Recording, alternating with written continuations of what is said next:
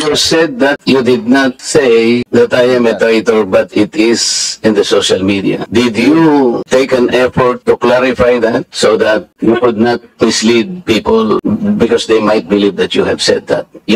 It is only now that you are disowning this statement, Mr. Chair. Yes, sir.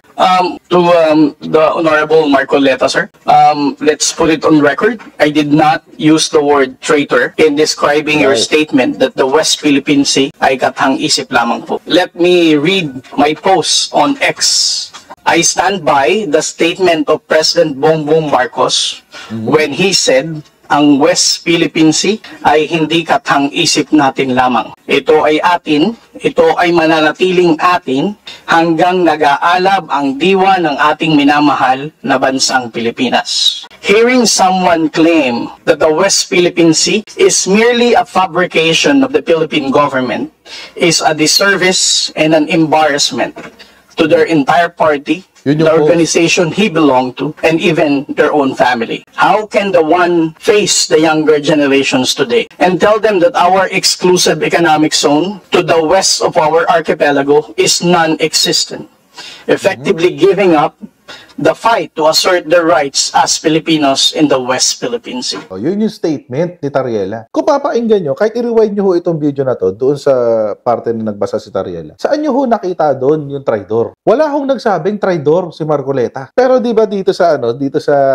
for the past few days, gigil na gigil tong si Marcoleta. Sinasabi niya, tinawag siyang traidor, tinawag siyang traidor, tinawag siyang traidor. Eh hindi ka pala tinawag na traidor kung Marcoleta. So ibig sabihin na may make news ka. Itong issue na to, babalik tayo doon sa drama ni Marco Beta tungkol sa West Philippine Sea. Alam niyo mga kotsero, ang nangyari po kanina, now I would agree. Agree po ako sa sinabi ni Presidente Bongbong Marcos. Doon sa kanyang sinabi na si Marcoleta ay nagpapapansin lang. In essence kasi mga kotsero, naalala niyo last time nung tinanong ng press si Presidente kung ano masasabi niya tungkol kay Marcoleta, tapos doon sa sinabi niya na walang West Philippine Sea, whatever. Dito sa hearing na to mga kotsero, kumpirmado beyond reasonable doubt na gumawa lang ng ingay si Marco Beta para siya ay pag-usapan in aid of elections. Mga kotsero, sa sobrang papansin niya ngayon sa eleksyon, pati sarili niya, pinik news niya. Di ba sinabi ni President Bongbong Marcos na nakaraan? Sabi niya, si Kong Marcoleta, matagal ko nakilala yan, magaling siya sa ganyan, magaling siya kumuha ng headlines. Naisip ko tuloy, mga kotsero, naalala ko rin bigla, nung panahon ng noong 2021, di ba silang dalawa ni Mike Defensor, si Ivermectin? Silang dalawa yung Ivermectin eh. So baka in aid of elections din yun. Tsaka yung, in ABS-CBN, medyo mahirapan ikabit sa election yun kasi 2020 yun, malayo pang election. Pero actually, ako personally, doon ko nakilala si Marcoleta. Mukhang doon nga talaga ang husay at galing ni Marcoleta sa pagkuha ng atensyon, sa pagpapapansin. Ngayon, mga kotsero, nagkaharapan na si Tariela. Alam niyo mga kotsero, nakakatawa dito. Pati yung sarili niya, na fake news niya. Nahuli yung fake news ni Marcoleta sa kanyang sarili. So, lumalabas pa ngayon, si Marcoleta ang gumawa ng fake news laban kay Tariela. Panoorin natin mga kotsero. You just called me a traitor, sir. Nasa Facebook po, nasa social media. Mr. Chair, with your permission. Butit inulit mo, Commodore, bago ka sumagot doon sa tanong niyang Juan, patapusin mo muna yung legislator and then you wait until you're recognized by the chair, okay? Yes, sir. Thank you. Thanks, sir. Please proceed. You said that you did not say that I am a traitor, but it is in the social media. Did you take an effort to clarify that so that you could not mislead people because they might believe that you have said that? It is only now that you are disowning this statement, Mr. Chair. Yes, sir. To the Honorable Marcoleta, sir, let's put it on record. I did not use the word traitor in describing your statement that the West Philippine Sea ay kathang-isip lamang po. Let me read my post on X. I stand by the statement of President Bongbong Marcos when he said, ang West Philippine Sea ay hindi kathang-isip natin lamang. Ito ay atin, ito ay mananatiling atin hanggang nag-aalab ang diwa ng ating minamahal na bansang Pilipinas. Hearing someone claim that the West Philippine Sea is merely a fabrication of the Philippine government is a disservice and an embarrassment to their entire party, the organization he belonged to, and even their own family. How can the one face the younger generations today and tell them that our exclusive economic zone to the west of our archipelago is non-existent, effectively giving up the fight to assert their rights as Filipinos in the West Philippine Sea. Oh, yun yung statement ni Tariela. Kung papainggan nyo, kahit i-rewind nyo ho itong video na to, doon sa parte na nagbasa si Tariela, saan nyo ho nakita doon yung traidor? Wala hong nagsabing traidor si Marcoleta. Pero di ba dito sa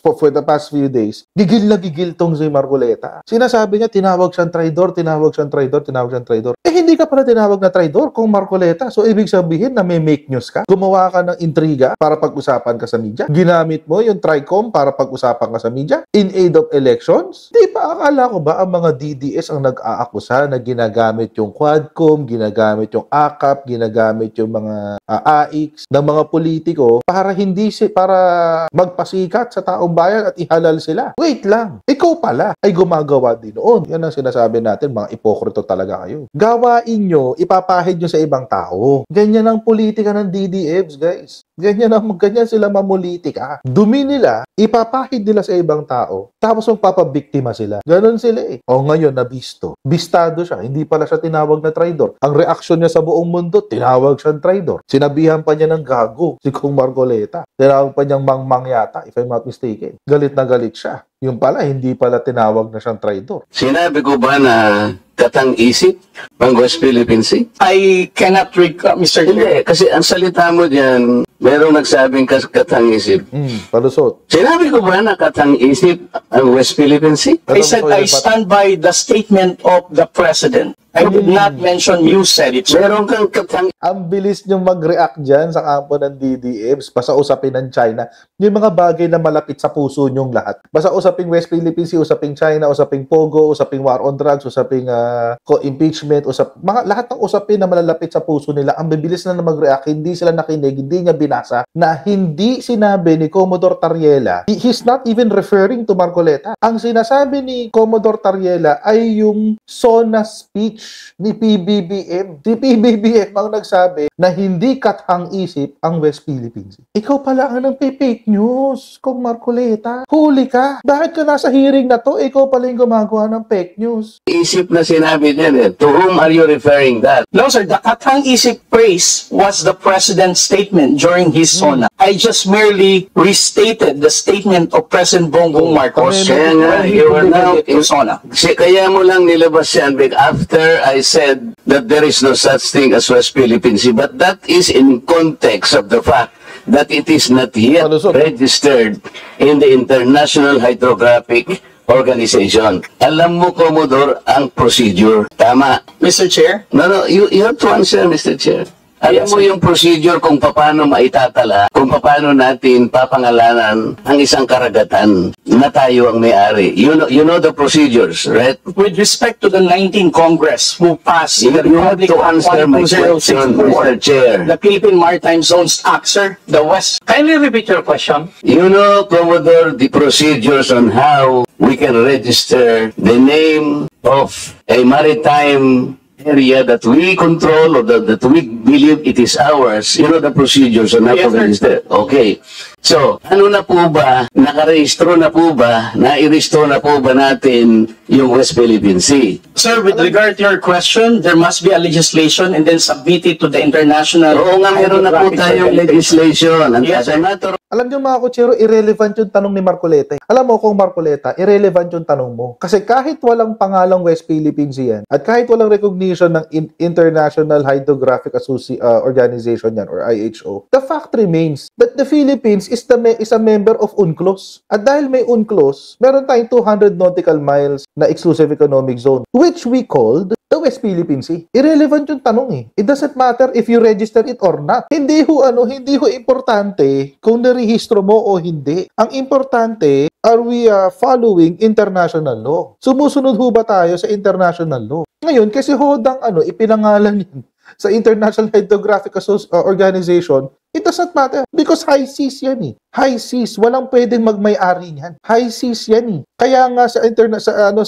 tawag dito sa UNCLOS, walang ang tawag diyan ay hindi territorial waters. Hindi yung pwedeng pag-arian talaga yan. So hindi yun issue. regardless of whether it is registered or not, it doesn't necessarily mean na hindi mo teritoryo, hindi mo pag-aari yun. Bibigyan ko example. Halimbawa, kapag meron kang sasakyan, may kotse kayo, hindi nyo na i-rehistro ng 2025. Does that mean na nawalan ka ng ownership sa sasakyan mo ng 2025? Let's say, bumili ka ng kotse, hindi ka nakarehistro ng 2025. Ibig sabihin, hindi mo na siya pagmamayari? No, it doesn't mean that. Ganun lang kasimple yun. Ngayon, ang gusto nyo sabihin, hindi natin pwedeng i-recognize yung West Philippine Sea kasi hindi nakarehistro yung pangalan. So, sinong pwede mag-recognize? Si China nga, tinatawag na territorial waters yan. Imagine, hindi compliant sa UNCLOS, pero tinatawag ng territorial waters yan.